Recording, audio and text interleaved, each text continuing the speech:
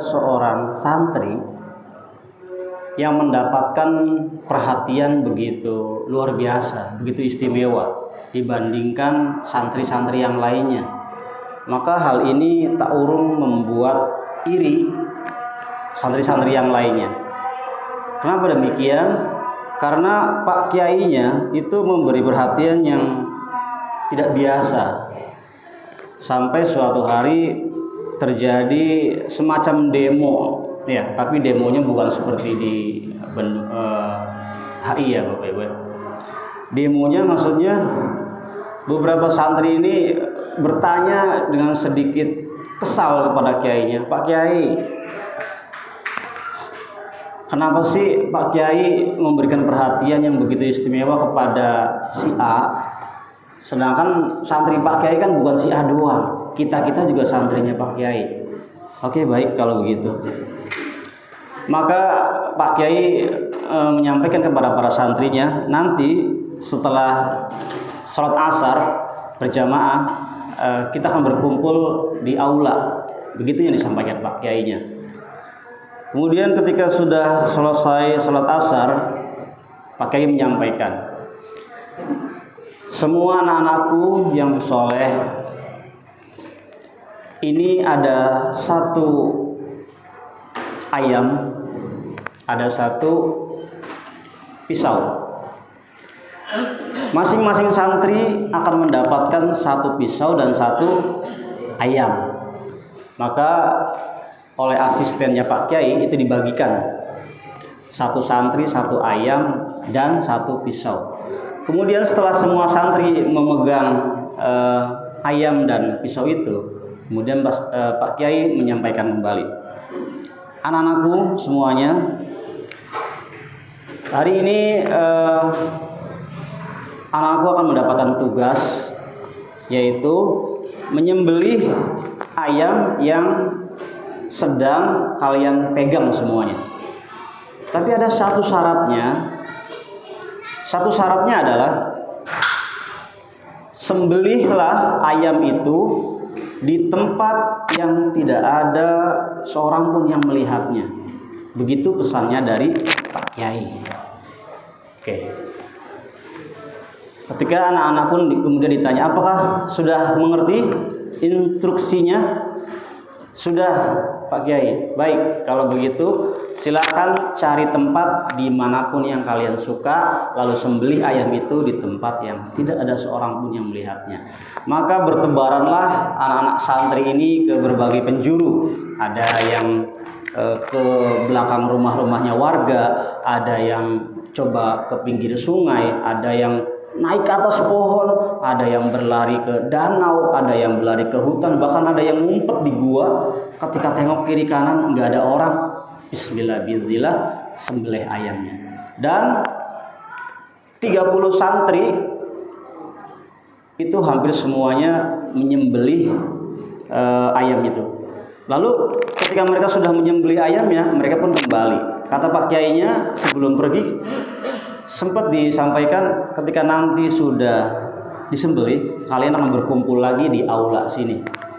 Kemudian setelah berkumpul, Pak Kiai bertanya, anak-anakku semuanya, apakah tugasnya sudah dilaksanakan? Semua menjawab hampir serempak, alhamdulillah sudah Pak Kiai, sesuai dengan perintah Pak Kiai. Maka Pak Kiai bilang, alhamdulillah kalian sudah melaksanakan tugas dengan baik. Tapi kemudian di antara rumunan santri itu ada satu santri yang mengacungkan jari, mohon maaf Pak Kiai, saya belum menyembelih ayam ini. Maka Pak Kiai marah. Panggillah santri itu, coba ke sini ke depan. Kenapa ayamnya belum disembelih? Ternyata santri itu menjawab, tadi yang saya ingat perintahnya Pak Kiai, ayam ini boleh disembelih ketika tidak ada sesuatu pun yang melihatnya.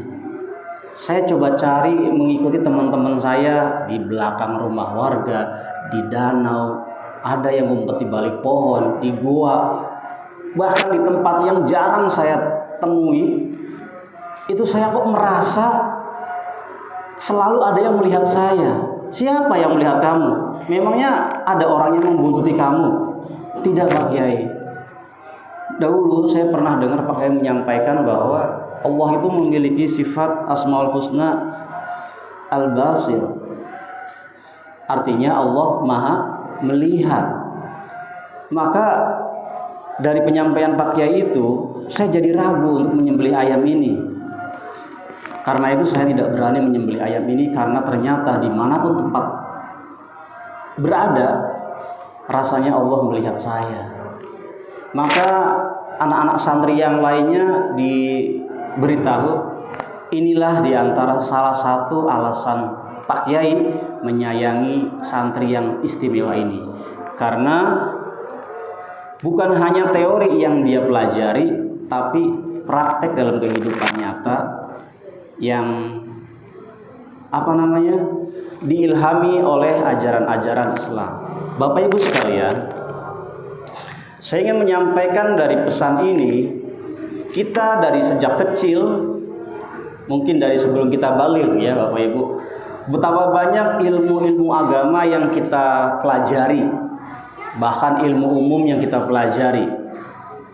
Tapi apa yang menjadi tanggung jawab moral kita setelah mempelajari ilmu itu? Seorang ulama yang cukup terkenal namanya Imam Al-Ghazali pernah mengatakan, buahnya ilmu adalah amal. Bahkan ada perkataan seperti ini, ilmu tanpa amal itu seperti pohon yang tidak berbuah. Jadi cuman besar, cuman berumur panjang, tapi tidak ada amal yang dilakukan dari ilmu-ilmu yang dipelajari itu. Maka ada kemubaziran di sana. Bapak Ibu sekalian, ada sebuah pertanyaan yang cukup membuat hati saya terdiam saat itu. Pertanyaan itu seperti ini: seperti apa sih sebenarnya kedudukan kita di mata Allah? Maka dijawab oleh orang yang ditanya itu, kedudukan kita di mata Allah yaitu sebagaimana kita memperlakukan Allah dalam kehidupan kita. Kalau kita selalu mendahulukan Allah, insya Allah Allah juga akan mendahulukan kita. Kalau kita selalu menomorduakan Allah atau bahkan ingat Allah untuk hal-hal yang tidak semangat lagi, di sisa-sisa tenaga kita, di sisa waktu kita, maka kita pun mungkin akan dilupakan oleh Allah.